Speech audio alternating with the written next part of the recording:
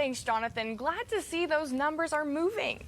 There are a number of podcasts produced on campus on topics ranging from scripture to peace studies, but the podcast Black ND focuses on the experiences of Notre Dame African American students on campus, also alumni and staff and faculty, and Black history, culture, and people. Junior Isaiah Hall and Senior Tykiera Jordan host the show, and they're joining us here today. Welcome to the show, Isaiah and Tykiera. Thank you. So first, can you tell me a little bit about yourselves? Well, we know you're a junior and you're a senior, but you're Hall. Give me that Notre Dame intro. Yeah, that standard Notre Dame intro. My name is Isaiah Hall. I'm a junior here at the University of Notre Dame. I am originally from Houston, Texas, but I stay a little bit outside Atlanta now. And I'm double major, actually, in Africana Studies as well as FTT with a specialization in television. And I live in O'Neill Hall. And I'm Tykiera Jordan, currently a senior. I live in Lewis Hall. I study mechanical engineering with a concentration in bioengineering, and I am from Phoenix, Arizona. Amazing. So both different places. What made you guys pick Notre Dame? I'll be honest, one thing about me, I'm always keep it real.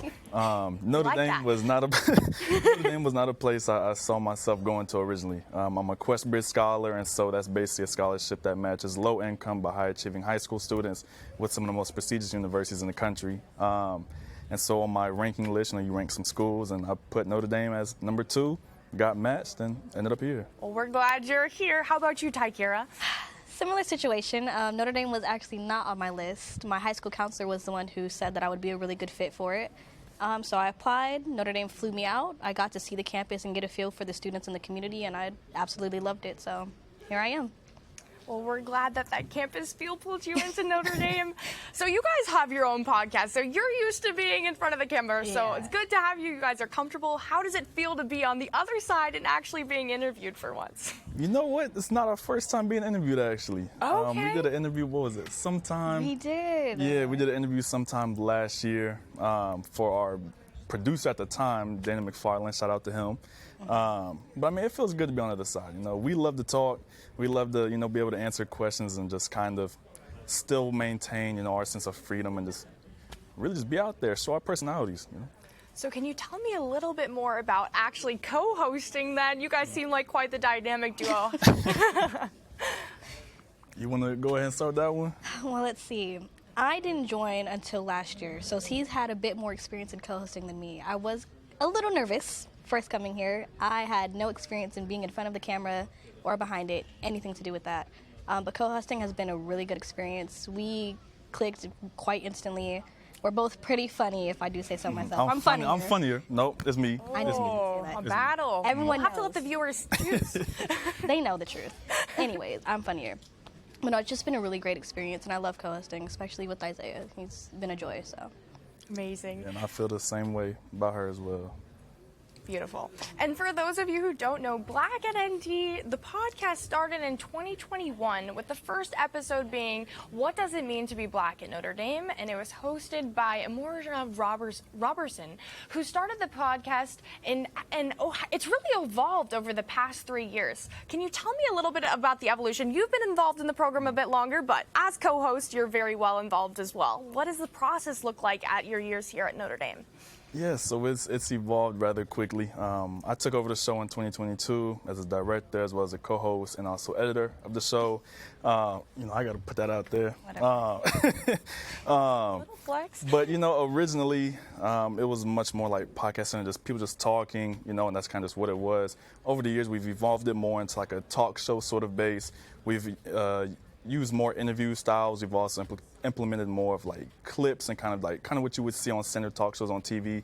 We've implemented that to kind of separate ourselves from the podcast realm. And that's kind of just what we're going to continue to do as well with that. And another big thing with Black and Indeed, what we've kind of evolved is we have an all-black crew, which is something that we're very proud of, especially getting black people into the entertainment and media industry. And so seeing our entire crew be black, which it wasn't whenever Morja had the show, that's been very important for us. Amazing. And how many episodes have y'all been part of, or what episode has truly made an impact, do you think has been the most campus, maybe talked about podcast you guys have been a part of? Ooh. It's a toughie, I'm sorry. No, the most influential episode, I can't pick one. a lot of the things that we talk about impact us directly. So it's like I can't choose one thing over the other. So they all have a very significant impact on me. For the number of episodes, though, that I've been a part of, I think it's been around 20-ish. Yes. So I've had a good run.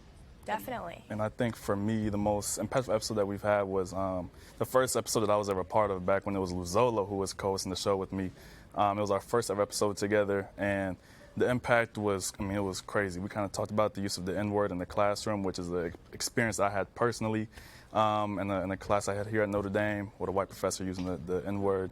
And the reach of it was insane. We had people from China commenting on the episode. We had people from all over the United States commenting on having similar instances of enduring those sort of things in their classrooms, kind of how they felt about it, and a lot of praise for speaking up on it on our behalf and kind of telling our side of the story and how it affected us as Black people. So that one had a really big impact on people. Well, first of all, I'm very sorry about your experience. That's completely inappropriate for the classroom, but it's really great that you have this podcast and are able to use that platform to spread these important messages to be heard, because that's just truly unacceptable behavior, and I'm glad you're able to speak out about it. And but talking about speaking out, the subtitle of the podcast is "Wake Up, Listen, and Speak Up." Obviously, that's what you're doing, but can you explain a little bit more about the impact and why you guys came up with that subtitle? You know, whenever Morza had first created the show, he saw that there was a need for specifically Black students to speak up, especially on the experiences that they were enduring here at Notre Dame, and he felt that there wasn't any other platform that was doing that. A lot of our experiences that we've kind of been through here, they kind of stay within our realm of, BSA, the Black Student Association, Wabruda, our Black Men's Club, Shays Ebony, our Black Women's Club. Shout out to all of them. Donate to them as well. But that's kind of just where they stayed, in the greater Notre Dame community as well as just the greater South Bend community weren't hearing any of our stories.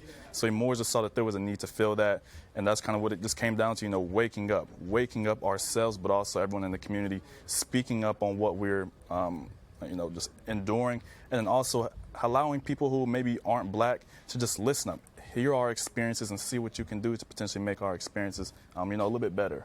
So. It truly seems like you're continuing that legacy of Morza Morrison. And can you tell me a little bit more about the impact that the podcast has had and what you want to continue seeing? You're leaving, but continuing on your senior year with the podcast Black at ND. Personally, even though I am leaving, I would love to see Black at ND reach a wider audience. Currently, most of our audience is probably just students and our family members. I know a lot of my family members, shout out to you guys, have subscribed and tune in. So I really just want to see Black at ND expand. I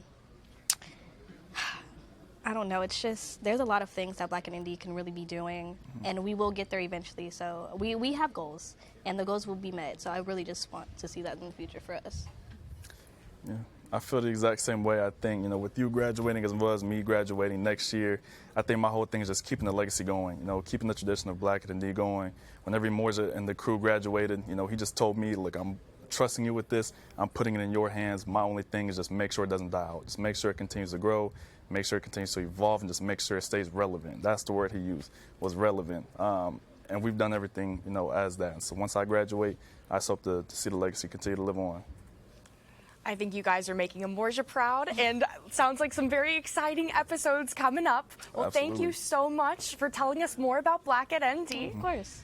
Really appreciate having both of you guys here today. Thank you. Well, it's been great having them both here. If you want to continue watching the podcast, you definitely should. Make sure to see Black at ND. They are on YouTube. Up next, we're going to talk with the seminarian, Bobby Weltner. But first, these messages.